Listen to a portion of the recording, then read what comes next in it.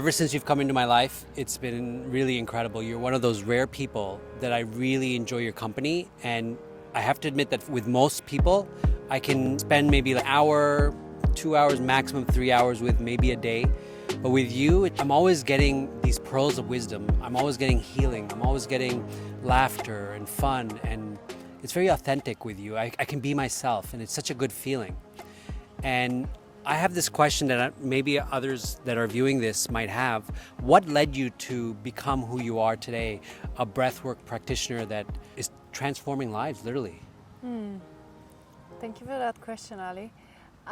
Well, I start a class or a retreat. Usually we start with our story, that what brought us to breathwork, but I'll go a little bit back because my life wasn't like that. I grew up in Eastern Europe, just after communism, which was a very turbulent time. We didn't have money for shoes, or like you walk into the store and there was nothing in the store. There were shootings, mafia, killing people on the streets, tough times. And my first part of my life was very traumatic, like from all angles was very traumatic. And I went into a party scene, I abused my body, I abused my soul, my energy, moved to Canada as an escape, went into another traumatic experience, an abusive relationship. And when finally a part of me starts saying, you have to stop this, like you will die. And in 2018, the journey slowly started unfolding. I didn't have a choice. It wasn't me. It was chosen for me. And one day I lost my speech, I lost my vision. I remember talking to my now partner, and I wanted to say something, but something else was coming out. And in that moment, I realized... Sorry guys, I'm tearing up, I cannot help it. In that moment, I realized that in those minutes I was trapped in my body trying to explain that I'm not well, not being able to see, all this light was coming through my eyes, and I realized I will die. I will die. And my son was there, my stepdaughter was there, and I had to change something. And as everybody that starts seeking usually starts with a crisis, but I didn't know what's going on with me. I thought I'm going crazy. I thought like I am an outcast, I'm alone in the world, nobody else is going through this, and I started seeking. And through the process of seeking, I experimented with all kinds of stuff, and then I started listening to that inner wisdom, that inner healer, that started leading me to places, meeting people. I discovered breathwork, I discovered meditation, and I slowly started discovering that true self, that refuge within. And the more I was discovering that for myself, the more I realizing how many people are going through this. And that we cannot heal them, because unfortunately the world is, we are right now in a crisis, and the time is now. We can kid ourselves that it's gonna change. Nobody will come and save us. The Savior is within. And that's how breathwork truly changed my life, because on a daily basis, it gives me not just invigorating the body and moving the energy and, stagnation and all of that. It's teaching me all the time patience. It's teaching me to be present. It's teaching me, I also get angry sometimes still. And and then I'm like, take a deep breath. Just connect with it. Why is breathwork so important, and why did you choose breathwork out of all the other modalities of healing that are out there? I didn't choose it, it chose me. So when I first started discovering, I've tried plant medicine, and I was like, please don't make me an ayahuasca shaman. I don't think I can do that work. Because I've tried plant medicine, I've tried everything that was brought to me, and breathwork chose me. What do you mean by it chose you? Well, quite literally, my teacher that was teaching breathwork came to me and said, you have to become a breathwork facilitator.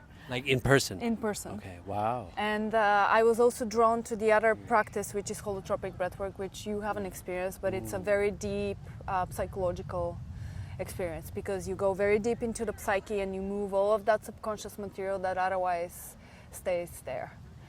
And that is where people heal addictions. They truly go through transformative experience and changes their lives. Is that something that you offer or will be offering? I do, yes, I do. But holotropic breathwork could last anywhere between 3 and 11 hours. So it's continuous breathing, and people go through their birth experience. And wow. And it unlocks unlocks everything within you. Yeah, but what we do, I believe, the inner healer, it's not just breathwork, and one of the things we try to do in the community is, it's not just the practice coming and breathing. It's integrating it. How do we extract the wisdom and we apply it in every day, in every interaction when we have? It has to come from a place of, first of all, self-love and self-confidence, so you can have that relationship with other people. And that's a continuous practice. And quite often people start, they go back to the old habits, they start guilting themselves, their shame, and they stop. And you can't stop it. Once you start, you can't stop it, because ultimately you get sick. And I know you produce some really beautiful art that's very inspired and has some incredible imagery. Where did that all stem from, and how long have you been doing that? So that was part of the whole journey. So art came alongside breathwork. So when a person goes through a crisis, or we call it spiritual emergency, I believe we go through these moments in life multiple times. We go in teenage years, so teenagers, that's why we're seeing this onset of mental health challenges with teenagers, because we eliminated rites of passage, we eliminated opportunity for them to actually express it. So now they're medicating them. That's one side. The other part that happens to people is crisis, divorce, relationship breakup, loss of a loved one, all of these things start triggering. Once it's triggered, you have to allow it to come out or it makes you sick. Because this is our true human nature. That's why the ancient people and the indigenous people used to do rituals, they used to do them in communities, sweat lodges. All of that comes from the necessity to actually get the energy out. Yeah. So with me, we had a beautiful time. We went to visit my family in Europe. We climbed some mountains. I got plugged into my homeland, and I came back and I told my partner, I think I need to paint. He's like, we've never painted. I'm like, where do we buy brushes? So he thought it's going to be a hobby. And I went and I bought the biggest canvas. You have to see her home. It's more like a museum. And for 2 weeks I didn't sleep. Wow. And I started painting. Amazing. It's okay. It's okay. It's okay. She can come. Let her come. Let her come. Let her come, come? baby. Let her come. Come, sweetheart. Say hi. Say She's hi so to the cute. camera. She's curious. She's curious. Yeah, let her come. It's okay. You can see it from the front too. She's like, who are She's you so guys? cute. Children are amazing. They're just They are. themselves. Yeah. They are, and lots of them are troubled now. Yeah. Yeah. I was watching a reel and it was talking about how we're the last generation that saw a life without social media. Yeah. Can you imagine that? Everyone being born now, maybe even your generation, right? You were born with social media? No, you weren't, Yeah, I came later. right? Now imagine everyone being born I had now. all my childhood outside. Isn't that Like amazing? playing in the ravine. Beautiful. Yeah, playing in the ravine, playing with everyone on the street, knowing all my neighbors by name. And I feel now with the screens and with more technology, I'm not sure if kids have the same opportunity to get to know their neighbors on that level. So it's something we still have to integrate, I think, into our communities, is knowing one another, forming human bonds and friendships for children. It's so important. Yeah. Having met Mira, I got to meet some really incredible people. One of those people is Alexia. And Alexia, if you guys don't know, she has a journalism and communications background. That's why she speaks so eloquently. But she's also a student of Mira's, just like myself.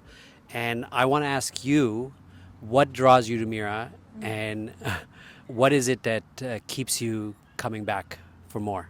Right off the bat, I feel like I was drawn to Mira. I think it was a synchronistic divine timing moment of how we met, where we both attended a Vipassana 10-day meditation retreat, and she sat right in front of me, and she was the first person I spoke to at the retreat, and we started talking, and a lot of our background mirrored each other's. We both had a journalism, communications background, both in marketing, and then I also kind of opened up a little bit about my mental health journey, and she shared a bit of hers.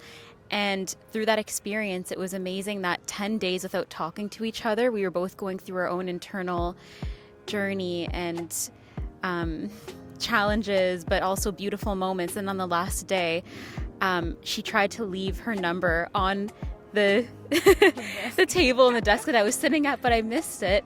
And I knew I wanted to get her contact because I knew that for some reason we were supposed to like link up and continue our conversation. And right before her partner picked her up to leave, we caught eyes, and I went up to her and she gave me her information, and then she was off. And from there, like, we continued talking about how we want to stay involved in supporting each other on our journeys. And I learned more about Mira's offering of breathwork.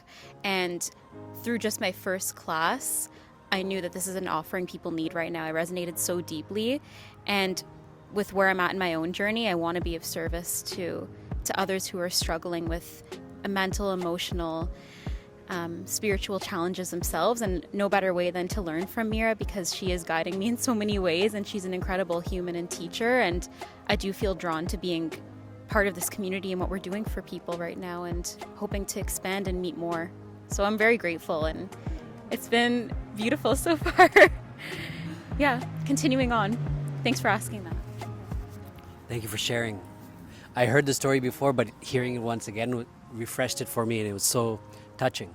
I'm trying really hard to hold back these tears, because I'm feeling very moved by this conversation, by this presence that we are feeling. Earlier, prior to this video, Mira did fire breathing with me. No, I tried fire, but then I realized he needs earth. He's already fire.